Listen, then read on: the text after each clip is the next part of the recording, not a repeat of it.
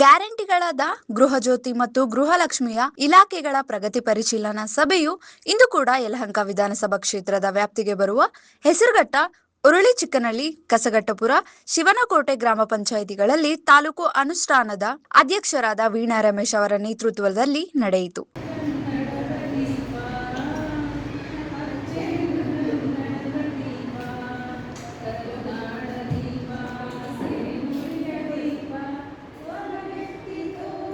ಪ್ರಗತಿ ಪರಿಶೀಲನಾ ಸಭೆಯಲ್ಲಿ ಗೃಹಜ್ಯೋತಿ ಮತ್ತು ಗೃಹಲಕ್ಷ್ಮಿ ವ್ಯಾಪ್ತಿಗೆ ಬರುವ ಇಲಾಖೆ ಅಧಿಕಾರಿಗಳು ತಮ್ಮ ಇಲಾಖೆಗಳ ಗ್ಯಾರಂಟಿ ಪ್ರಗತಿಯ ಬಗ್ಗೆ ಮಾಹಿತಿ ನೀಡಿದರು. ಕಸಗಟ್ಟಪುರ ಗ್ರಾಮ ಪಂಚಾಯಿತಿಯಲ್ಲಿ ಪ್ರಗತಿ ಪರಿಶೀಲನೆ ಸಭೆ ನಡೆಸಿದ್ದಾಗ ಅಂಗನವಾಡಿ ಕಾರ್ಯಕರ್ತರು ಎಸ್ಐಆರ್ ಪ್ರಕ್ರಿಯೆಯಲ್ಲಿ ತಮಗಾಗುತ್ತಿರುವ ಅನಾನುಕೂಲಗಳನ್ನು ವೀಣಾ ರಮೇಶ್ ಅವರಿಗೆ ಮಾಹಿತಿ ನೀಡಿದರು.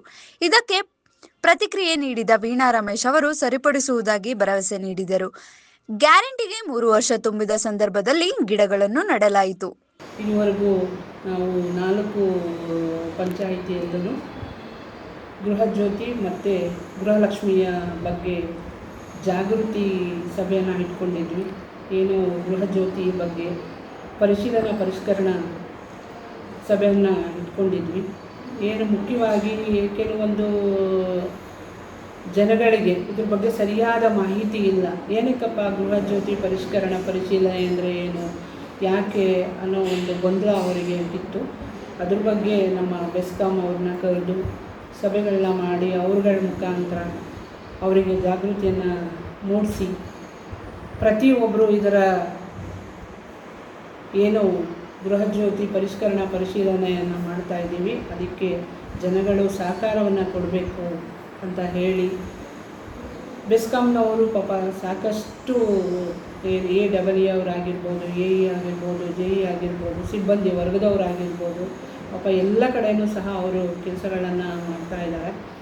ಹಾಗಾಗಿ ಅವರಿಗೆ ಸಹಕಾರವನ್ನು ನಾವು ಸಹ ಕೊಡ್ತಾಯಿದ್ದೀವಿ. ಏನು ಆ ಭಾಗದಲ್ಲಿ ನಮ್ಮ ಗ್ಯಾರಂಟಿ ಯೋಜನೆಯ ಸದಸ್ಯರುಗಳಿದ್ದಾರೆ, ಅವರಿಗೆ ಸಂಪರ್ಕವನ್ನು ನಾವು ಬೆಸ್ಕಾಂನವರಿಗೆ ಕೊಟ್ಟು ಅವರು ಸಹ ಅವರ ಜೊತೆಗೆ ಸಹಕಾರವನ್ನು ನೀಡಬೇಕು ಅಂತ ಹೇಳಿ ಅವರಿಗೆ ಮಾಹಿತಿಯನ್ನು ಕೊಟ್ಟು ಎಲ್ಲ ಕಡೆ ನಮ್ಮ ಗೃಹಜ್ಯೋತಿ ಪರಿಶೀಲನೆ ಮಾಡುವಂಗೆ ಅವರಿಗೆ ಸಹಕಾರವನ್ನು ಕೊಡ್ತಾ ಬಂದಿದ್ದೇವೆ. ಅದೇ ರೀತಿ ಇವತ್ತು ನಮ್ಮ ಹೆಸರುಘಟ್ಟ ಪಂಚಾಯಿತಿ, ಉರುಳಿಚಿಕ್ಕನಹಳ್ಳಿ ಪಂಚಾಯಿತಿ, ಕಸಗಟ್ಟಪುರ ಪಂಚಾಯಿತಿ, ಶಿವಕೋಟೆ ಪಂಚಾಯಿತಿ, ಇಷ್ಟು ಪಂಚಾಯಿತಿಯಲ್ಲೂ ಸಹ ನಾವು ಏನೋ ನಮಗೆ ನಮ್ಮ ರಾಜ್ಯ ಅಧ್ಯಕ್ಷರಾದಂತಹ HM ರೇವಣ್ಣವರು ಹಾಗೂ ಉಪಾಧ್ಯಕ್ಷರುಗಳ ನಮಗೆ ಮಾಹಿತಿಯನ್ನು ನೀಡಿದರು. ಗೃಹಲಕ್ಷ್ಮಿ ಯೋಜನೆಗೆ 3 ವರ್ಷ ಪೂರೈಸಿದ್ದು, ಅದರ ಅಂಗವಾಗಿ ಎಲ್ಲ ಪಂಚಾಯಿತಿಯಲ್ಲೂ ನೀವು ಸಸಿಯನ್ನು ನೆಡುವಂಥ ಕೆಲಸವನ್ನು ಮಾಡಬೇಕು ಅಂತ. ಅದರ ಪ್ರಕಾರ ನಾವು ಇದುವರೆಗೂ 10 ಪಂಚಾಯಿತಿಯಲ್ಲೂ ಸಹ ನಾವು ಈ ಕಾರ್ಯಕ್ರಮವನ್ನು ಇಟ್ಕೊಂಡು ಏನು ಸಸಿ ನೆಡುವುದರ ಮುಖಾಂತರ ನಾವು ಗೃಹಲಕ್ಷ್ಮಿ ಯೋಜನೆಯ ಸಂಭ್ರಮಾಚರಣೆಯನ್ನು ಮಾಡಿದ್ದೇವೆ. ಹಾಗಾಗಿ ಎಲ್ಲ ಕಡೆಯೂ ಸಹ ನಮಗೆ ಏನು ಪಂಚಾಯಿತಿ ಸಿಬ್ಬಂದಿ ವರ್ಗದವರು ಸಹ ನಮಗೆ ಸಹಕಾರವನ್ನು ನೀಡಿದ್ದಾರೆ. ಮತ್ತು ನಮ್ಮ ಶ್ರೀಶಕ್ತಿ ಹೆಣ್ಣುಮಕ್ಕಳಾಗಿರ್ಬೋದು, ಅವರು ಸಹ ನಮಗೆ ಸಹಕಾರವನ್ನು ನೀಡಿ ಈ ಕಾರ್ಯಕ್ರಮಗಳನ್ನು ಯಶಸ್ವಿ ಆಗೋಕ್ಕೆ ನಮಗೆ ತುಂಬ ಸಹಕಾರ ಕೊಟ್ಟಿದ್ದಾರೆ.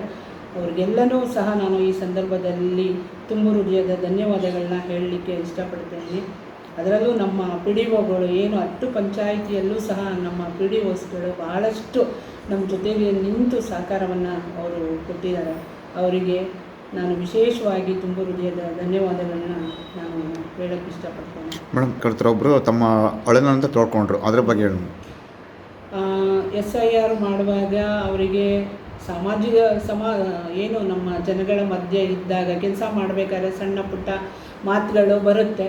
ಜೊತೆಗೆ ಪಾಪ ಅವರೂ ಕಷ್ಟಪಟ್ಟು ಮಾಡ್ತಾ ಇದ್ದಾರೆ. ಹಾಗಾಗಿ ಕೆಲವೊಂದು ಅವರಿಗೆ ಬೇಸರ ಆದಂತಹ ವಿಚಾರಗಳನ್ನು ನಮ್ಮ ಹತ್ರ ಹೇಳ್ಕೊಂಡಿದ್ದಾರೆ. ಅದನ್ನು ನಾನು ಮಹಿಳಾ ಮತ್ತು ಮಕ್ಕಳ ಕಲ್ಯಾಣ ಇಲಾಖೆಯ ನಾನು CDPO ಅವರ ಹತ್ರ ಮಾತಾಡಿ ಅವರಿಗೆ ಏನು ತೊಂದರೆ ಆಗಿದೆ ಅದ್ರ ಬಗ್ಗೆ ನಾನು ಅವರಿಗೆ ಏನು ನ್ಯಾಯ ಕೊಡಿಸ್ಬೇಕು, ಖಂಡಿತ ನ್ಯಾಯವನ್ನು ಕೊಡಿಸ್ತೇನೆ ಅಂತ ಈ ಸಂದರ್ಭದಲ್ಲಿ ಹೇಳ್ತೇನೆ. ಅವ್ರಿಗೂ ಸಹ ನಾನು ಹೇಳಿದ್ದೇನೆ, ಎಂಥ ಸಂದರ್ಭದಲ್ಲೂ ಸಹ ನಿಮ್ಮ ಜೊತೆಗೆ ಇರ್ತೇನೆ ಅಂತ ಹೇಳಿದ್ದೀನಿ. ಆ ಮಾತು ಪ್ರಕಾರ ನಾನು ನಡ್ಕೊಂತೀನಿ.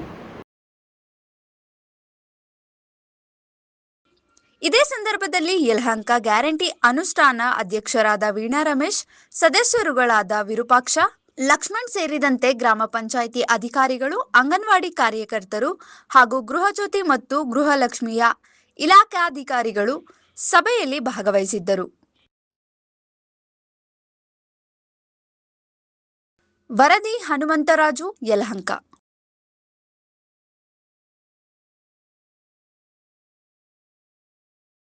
ಮೆಂಡು ನ್ಯೂಸ್ ನೆಟ್ವರ್ಕ್, ಸತ್ಯದ ಕನ್ನಡಿ.